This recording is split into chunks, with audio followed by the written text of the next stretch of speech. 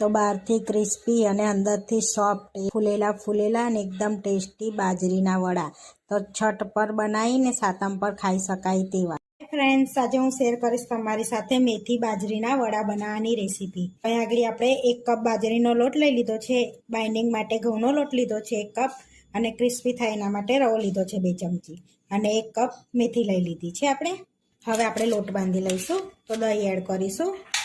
દહીં લીધું છે અડધી વાડકી મેં અહીંયા. ચમચી મોટી 2 ચમચી જેવું આપણે તેલ લઈ લઈશું મોવન માટે અને આ બધાને મિક્સ કરી લઈશું પહેલાં આપણે આ રીતે. આપણે 2 ચમચી તેલ લેવાનું છે મોવન માટે. 1.5 ચમચી લેશો તો પણ ચાલશે, કારણ કે નહીં તો પછી બહુ મોવન હશે ને તો વડા આપણા ખુલી જશે તેલમાં જઈને, આપણા વડા સારા નહીં બને. અને દહીંને મિક્સ કરી લઈશું પહેલાં આ રીતે. તો અહીં આગળ આપણે ફેટી લીધું છે આ રીતનું. હવે આપણે એની અંદર મસાલો કરી લઈશું. અડધી ચમચી અજમો લઈશું, હાથેથી ક્રશ કરીને એડ કરી દઈશું આપણે. થોડી હળદર એડ કરીશું. 1 ચમચી લાલ મરચું એડ કરીશું. ગરમ મસાલો એડ કરીશું 1 નાની ચમચી. થોડી હિંગ એડ કરીશું. હવે 3 ચમચી આપણે ગોળ એડ કરીશું, જેથી બધા મસાલાને બેલેન્સ કરશે. ગોળ સમારીને લઈ લીધો છે મેં અને સ્વાદ પ્રમાણે મીઠું એડ કરીશું. તો અહીંયા 1.5 ચમચી જેવું મેં મીઠું લીધું છે.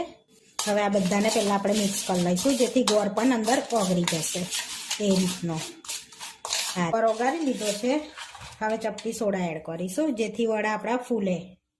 1 ચમચી જેવો લીંબુનો રસ એડ કરીશું એને એક્ટિવ કરવા માટે અને મિક્સ કરી લઈશું ફરી આપણે. તમે સોડાની જગ્યા પર ઈનો પણ એડ કરી શકાય છે, તો ઈનો પણ એડ કરી શકો તમે. હવે આપણે મસાલા એડ કરી દઈશું બીજા. તો આગળ 1 કપ મેથી લઈ લીધી છે ધોઈને મેં અહીંયા. સરસ 1 કપ ઘઉંનો લોટ એડ કરીશું. આપણે બાજરીનો લોટ એડ કરી દઈશું. રવો એડ કરી દઈશું એની અંદર 2 થી 3 ચમચી જેવો.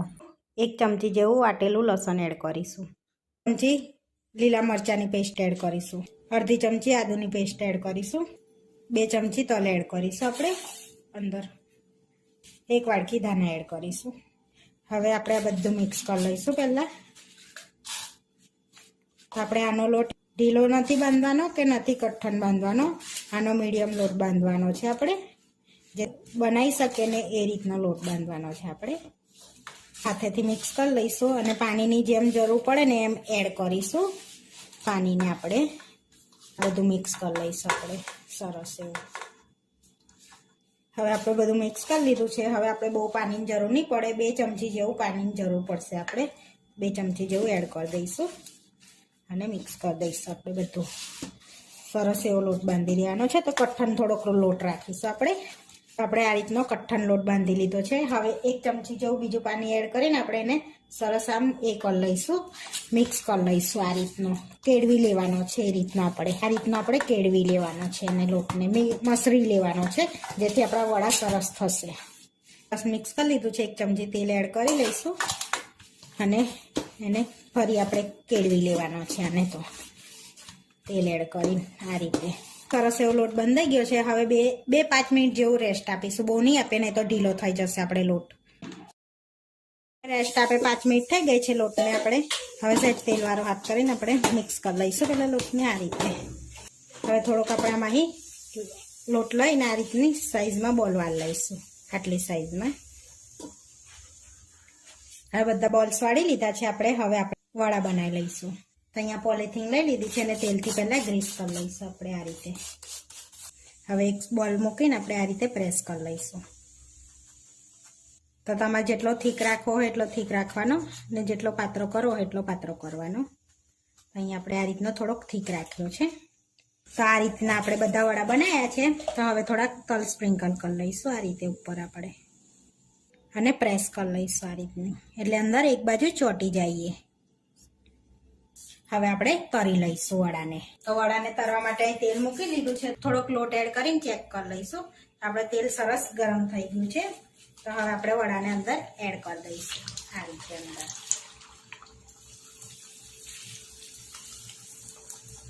હવે અંદર વડા એડ કરી દીધા છે આપણે. 1 થી 2 મિનિટ સુધી તરાઈ જાય પછી આપણે એને પલટાઈ લઈશું. તો હવે આપણે ધીમા તાપે સરસ એને તરાઈ ગયા છે આ રીતના. તો જોઈ શકો છો ફૂલી પણ ગયા છે સરસ વડા. આપણે હવે પ્લેટમાં કાઢી લઈશું તેલ નિતારી અને આ રીતે આપણે બીજા પણ તરી લઈશું. તો તો તમારે જેવો કલર રાખવો હોય એવો રાખી શકાય છે. વડા બધા તરી લીધા છે. હવે આપણે સર્વ કરી લઈશું. આપણે વડા લઈ લઈશું પ્લેટમાં. ત્યાં આગળ આપણે ટોમેટા કેચઅપ જોડે સર્વ કરીશું અને ગ્રીન ચટણી સાથે. આપણા બાજરી મેથીના વડા બનીને રેડી થઈ ગયા છે. આ વિડીયો જોવા માટે મારી ચેનલને સબસ્ક્રાઈબ કરો, લાઈક કરો અને શેર કરો અને તમે જરૂરથી ટ્રાય કરો. ફરી મળીશું નવા વિડીયોમાં. મને કોમેન્ટ કરીને જરૂરથી જણાવજો કે તમને આ મારી રેસીપી કેવી લાગી.